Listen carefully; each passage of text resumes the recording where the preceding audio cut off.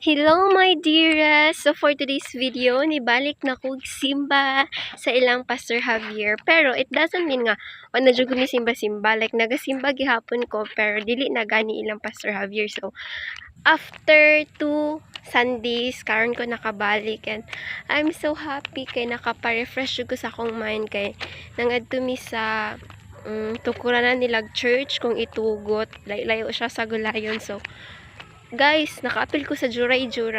That's why I'm so happy. And na-refresh kay ko. It's because sa sunset. Grabe.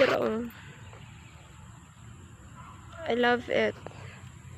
As new love na ko is sunset. Before, it was moon.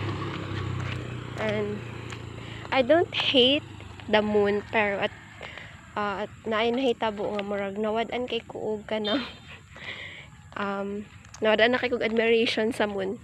And nabalhin siya sa sunset, guys. It's super nakaka-relax maglantaw sa sunset. Tingnan mo nga yun, oh. Diba? Nakawala siyang problema. Yun lang naman. Bye!